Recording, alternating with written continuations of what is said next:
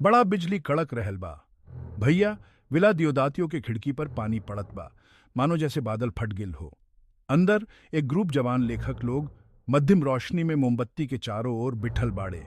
एक भयानक कंपटीशन शुरू हो गिलबा। कौन सबसे डरावना कहानी लिख सकता है? एक महिला मैरी शेली एक ऐसन कहानी लिखे जा रहल बाड़ी जे कई पीढ़ी तक याद रखल जाई, फ्रैंकेनस्टाइन की कहानी। अब जब आप सब फ्रैंकेनस्टाइन की कहानी जानते हो, कमेंट में बताओ कि इस कहानी से आप लोग के का सीख मिलता है। और अगर रुआ लोग के ई वीडियो पसंद आयल हो तो लाइक जरूर करी, और ऐसने ही साहित्यिक वीडियो देखे खातिर हमार चैनल के सब्सक्राइब करी और वीडियो के शेयर भी करी। टाइमलेस लिट मास्टरपीसेस, कभी ना भूले वाला साहित्य खातिर आप सबके अपना चैनल।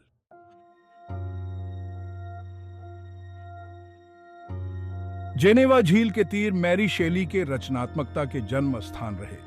विला डियोडाटी प्रेरणा से भरल जगह रहे, एक तरह से बुद्धिजीवी लोगन के अड्डा। मैरी छोट उम्र में भी यह लोगन में बहुत महत्व रखत रहली। उनके तेज दिमाग और कल्पना शक्ति उनका आसपास के साहित्यकारण के बराबर खड़ा कर देते रहे। फ्रैंकस्टाइन बस एक भूतिया कहानी से बहुत ज्यादा रहे।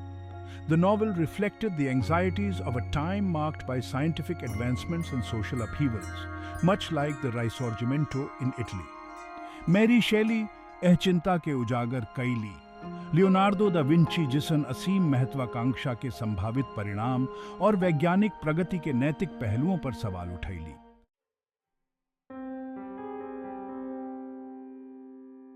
साल 1916 के इतिहास में बिना गर्मी वाला साल के नाम से जानल जाला।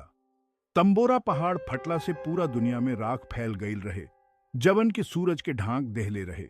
यही समय मेरी शेली, पारसी बिशी शेली और लॉर्ड बायरन जेनेवा झील के तीरे पे विला दियोदाती में मिलने रहले। जब तूफान के समय खिड़की पे बारिश होत रहे, तेज हवा चलत रहे, तब ऊ लोग एक दूसरे के संग मिलके सुकून खोजत रहले। सब लोग भूत वाली कहानी पढ़त रहले, जेने खोइल गर्मी के बेचैन आत्मा के बुलावा देत रहे।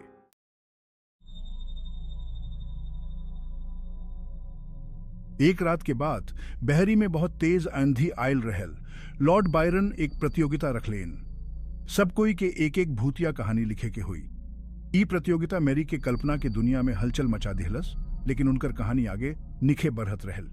एक रात जब ऊ बिछौना पर रहली, उनका मन में एगो साफ तस्वीर उभर के आयल। एक ठे पीला छात्र अपने बनावल एगो भयानक प्राणी के पास घुटना टेक के बिठल बा।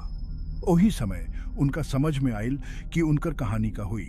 छात्र और उनकर रचना के ई तस्वीर आगे चल के फ्रैंकेनस्टाइन के जन्म देलस।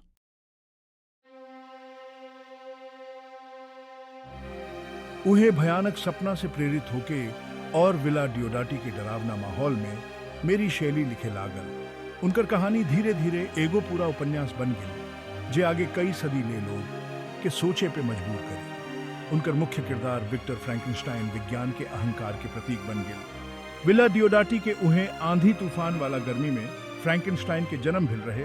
अंधेरा से निकलल एगो रचना, एगो अमर साहित्यिक कृति।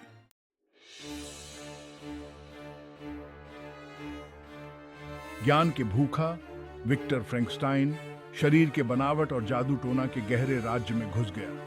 रात दिन ऊ अपना अकेला प्रयोगशाला में काम करेला, आदमी के शरीर के टुकड़ा टुकड़ा जोड़ेला। एक अंधेरी आंधी वाली रात ओकर प्रयोग सबसे आखिरी पड़ाव पर पहुंच गई।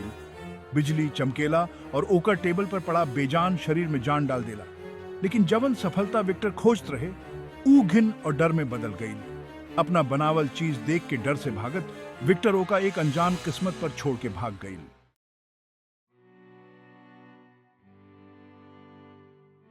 अपना बनाने वाला छोड़ के चल गिल, अभी बेचारा अकेला रह गिल।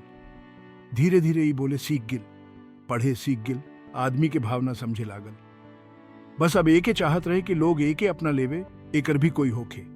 लेकिन एकर रूप देख के लोग डर जात रहे, घृणा करे लागल, जैसे ही कोई भूत प्रेत होखे जिसके देखते ही सब तरफ सन्नाटा छा जा।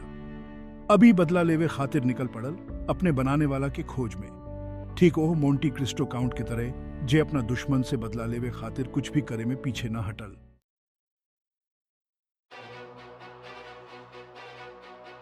अपना करे किला के बाद विक्टर बहुत डर गिल रहे। ऊ सुनले रहे कि बहुत खराब मर्डर हुई बा और ऊ समझी गिल रहे कि ई कांड उसके बनावल क्रीचर किले बा। विक्टर बहुत परेशान हो गिल और ऊ क्रीचर के खोजे निकल गिल। अपना गलती के सुधारे के चक्कर में ऊ एक के बाद एक देश घूमे लागल, क्रीचर के पीछे भागे लागल। शिकारी और शिकार दोनों एक दूसरे के नजदीक आवत रहे, एक ऐसे अंजाम की तरफ जिसे टाला नहीं जा सकता।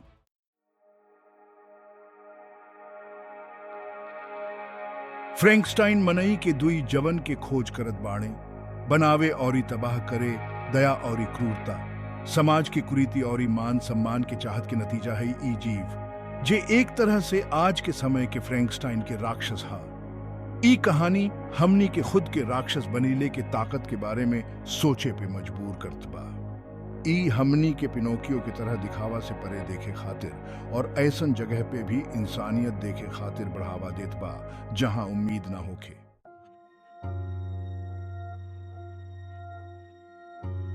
विक्टर फ्रैंकस्टाइन के गिरते के कारण ज्ञान के प्रति उनकर अतृप्त प्यास रहल।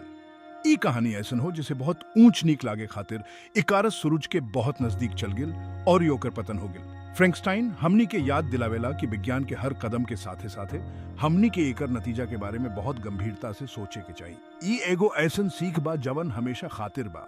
ज्ञान के खोज हमेशा ज्ञान और दया के साथे होखे के चाहिए, जिसे कि लियोनार्डो या गैलीलियो हमनी के सिखवले रहलन।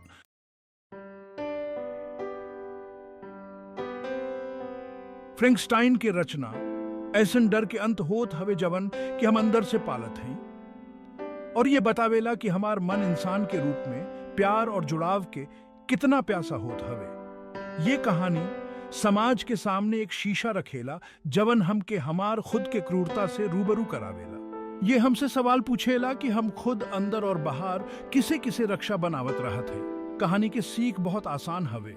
सच्ची इंसानियत हमार दया और करुणा में बसता हवे, एक दूसरे के समझ के और हमदर्दी दिखा के।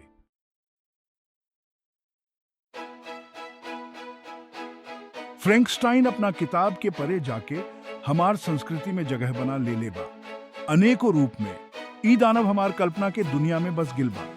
हर पीढ़ी एह दानव के किस्मत में कुछ नया खोजेला, खुद के डर के देख के एह कहानी के नया रूप देवेला। एह दानव के फोटो बेचल जाला और बार बार इस्तेमाल होला, जे शैली के बनावल चीज के ताकत देखावेला। ई एगो चेतावनी हा कि सबसे डरावना किरदार भी कल्पना के आकर्षित करेला और हमार संस्कृति पर छाप छोड़ जाला।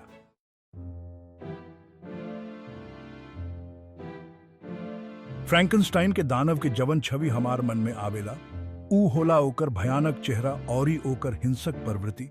लेकिन उपन्यास के गहिर विषय वस्तु इतिहास भर में लोग के सोचे पर मजबूर कई लेबा। वैज्ञानिक दायित्व, सामाजिक कुसंस्कार और ही मानवता के प्रकृति के खोज कई के असंख्य चर्चा और ही बहस के शुरुआत कई लेबा। फ्रैंकनस्टाइन वैज्ञानिक प्रगति के नीतिशास्त्र पर चर्चा खातिर एगो महत्वपूर्ण मोड़ बन गिल, साहित्य के एगो गैलीलियो के मुकदमा के तरह। जब तकनीक अभूतपूर्व गति से आगे बढ़त बा, उपन्यास हमार याद दिलावेला कि बेकाबू महत्वाकांक्षा के नतीजा बहुत बुरा हो सकता बा और ही हमार जे बनावत बानी ओकर नैतिक प्रभाव पर विचार करे के महत्व के बारे में। दानव के किस्मत जे एगो ऐसन दुनिया में पैदा भिल जहां ओकर शक्ल के चलते ओकरा नकार देवल गिल, इतिहास भर में हाशिए पर धकेलल गिल समूह के याद दिलावेला। फ्रैंकनस्टाइन उनुकर अनुभव के एगो शक्तिशाली रूपक के रूप में अपनावल गिल बा, जे उनुकर जाति, धर्म, यौन अभिविन्यास व उनुकर पहचान के अन्य पहलुओं के चलते अलग थलग और अमानवीय बनावल गिल बा। उपन्यास के स्थायी लोकप्रियता समय और स्थान के पार करे के क्षमता में निहित बा। ये ऐसन बुनियादी सवाल उठावेला जे सदियन से मानवता के परेशान कईले बा। इंसान होके के मतलब का बा, हमार रचना के प्रति हमार का दायित्व बा, और ही जब हम अपने से अलग लोग में मानवता पहचान न पावत बानी तब का होला।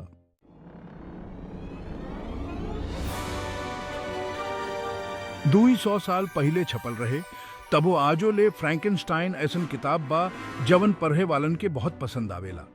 छोट बड़ हर उम्र के लोग एकरा के पियाज के कुछ न कुछ सीखेला, और न जाने कतना लोग एकर कहानी से प्रेरणा लेके नया नया कला, साहित्य और फिल्म बना चुकल बाड़े। पूरा दुनिया के स्कूल कॉलेज में फ्रैंकनस्टाइन के पढ़ाया जाता है। हर नया पीढ़ी यह किताब से डर के एहसास और इंसानियत के मतलब के बारे में जानेला। आज भी बड़े बड़े विद्वान लोग एकरा पे बहुत कुछ लिखते और रिसर्च करते हैं। फ्रैंकेनस्टाइन की कहानी किताबन से निकल के बहुत आगे तक पहुंच चुकल बा। बड़े बड़े नाटक से लेके छोटे मोटे नाटक तक सब जगह एकर कहानी लोगन के अपना बना लेबा। गाना बजाना होखे, पेंटिंग बनावे होखे या फिर वीडियो गेम बनावे होखे, हर जगह एकर छाप देखे के मिलेला। पहले तो लोग एकर नाम सुन के डर जात रहे, लेकिन अब तो ई हैलोवीन के एकदम खास हिस्सा बन चुकल बा। एकर चेहरा लोगन के डर और भय के याद दिलावेला कि कैसे हमारे डर हमारे संस्कृति के हिस्सा बन जाता है। फ्रैंकेनस्टीन चाहे कहानी होखे या फिर ओकर प्राणी, दोनों ही लोगन के याद रह जाए वाला बा। ई साबित करता है कि अगर कहानी दमदार होखे तो सालों साल तक लोग ओकरा के याद रखेला।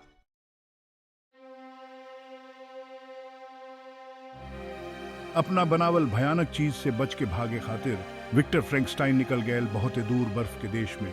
विक्टर सोचले रहले कि इतना बड़ा बर्फ के राज्य में शायद ऊ अपना किए धरे के नतीजा से, लेकिन ऊ चीज भी ओकरा छोड़े वाला निखे। विक्टर के मन के भीतर जिसन तूफान चल रहल रहले, ठीक वैसे ही तूफान ठंडा हवा के साथ है, जिसन ओकर कान में ऊ भयानक चीज ओकर पीछे पीछे।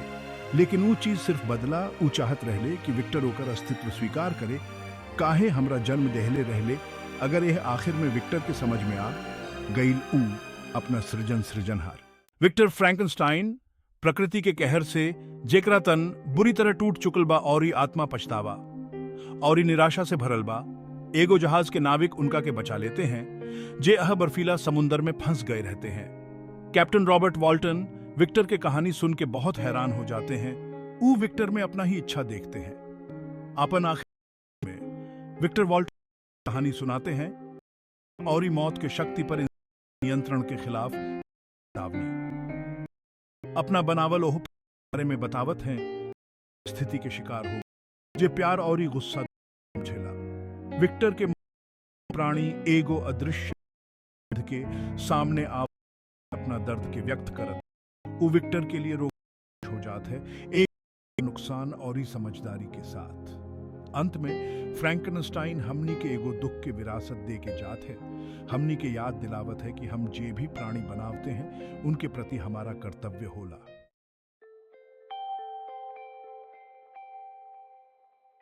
दुई 100 साल पहले के बात है। एक रात जब तूफान आयल रहल, तब मरियम शेली के लिखल कहानी फ्रैंकेनस्टाइन आजो हमनी के सोचे पर मजबूर करेला। ई एक सदाबहार चेतावनी है, जवन हमनी के याद दिलावेला कि बड़ा बड़ा इच्छा रखे से, विज्ञान के घमंड से और ऊपर ऊपर से देख के किस तरह के भयानक नतीजे हो सकत बा। ई कहानी बस एगो डरौनी कहानी ना है। ई हमनी के मन के गहराई में ले जाके बनावे और बिगाड़े के बीच हमार भलाई और बुराई के लड़ाई के दिखावेला। आज के समय में जब टेक्नोलॉजी बहुत तेजी से बेराच रहल बा, जब विज्ञान हर रोज नया चीज खोज रहल बा, फ्रैंकेनस्टाइन हमनी के एगो जरूरी सीख देला। ये हमनी के याद दिलावेला कि हर खोज के, हर कदम के नैतिक नतीजों के बारे में सोचना बहुत जरूरी बा। ज्ञान के खोज करब बहुत बड़ बात है, लेकिन ई कभी भी दया, समझदारी और जीवन के सम्मान से बीआर अच के ना होके चाहिए। फ्रैंकेनस्टाइन हमनी के अंदर छुपल अंधेरा से रूबरू करावेला। ई मान लेवे के कहेला कि हर इंसान के अंदर थोड़ा बहुत बुराई होला। ये हमनी के याद दिलावेला कि असली बुराई अक्सर हमारे काम से, हमारे व्यवहार से और जवन हमसे अलग बाड़न उनके प्रति हमारे व्यवहार से पैदा होला। ई कहानी के सबसे बड़ संदेश आशा और मुक्ति के बाद। ई हमनी के याद दिलावेला कि दुख और निराशा के बावजूद हम बदलाव ला सकत बा, आगे बढ़ सकत बा और दयालु बन सकत बा। ई हमनी सबके अपना मानवता के याद दिलावेला। ऊपर नीचे के भेदभाव से ऊपर उठ के जवन अकेला बाड़न उनके प्रति मदद के हाथ बढ़ावे के कहेला।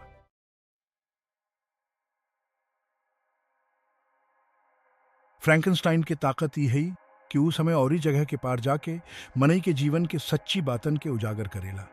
अकेलापन, बिछड़ाव, अपना असली रूप की खोज और ही सबके द्वारा अपनावल जाए के चाहत, जिसन बातन हर तरह के पाठकन के दिल के गहराई तक छू लेवेला। भयानक रूप होखे के बावजूद ई रचना बतावेला कि मनई होखे के मतलब का होला, महसूस करे खातिर, प्यार करे खातिर, रोवे खातिर और ही दुनिया के अन्याय के खिलाफ आवाज उठावे खातिर। ये उपन्यास हमके याद दिलावेला कि हम सब भलाई और ही बुराई दोनों के मिले जुले रूप हैं। ई हमार बनावल धारणा के पर सवाल उठावेला, मजबूर करेला, हमार डर के सामना करेला और ही फैसला सुनावे के बजाय हमदर्दी के रास्ता चुनेला, सिखावेला। ई हमके ऐसन दुनिया बनावे के कहत बा जहां अलग होखे के डर ना होखे, बलुक होकर स्वागत होखे, जहां हर आदमी चाहे ऊ किसनो भी देखत होखे या उनकर परवरिश किसनो भी होखे, अत्याचार और डर से मुक्त होकर जी सके। फ्रैंकनस्टाइन की विरासत हमेशा खातिर बा। ई ऐसन कहानी है जे हर नया पीढ़ी पढ़ेला, समझेला, आपस में बतियावेला और ही अपना हिसाब से व्याख्या करेला। एकर विषय कलाकृति बनावे खातिर प्रेरित कईले बा।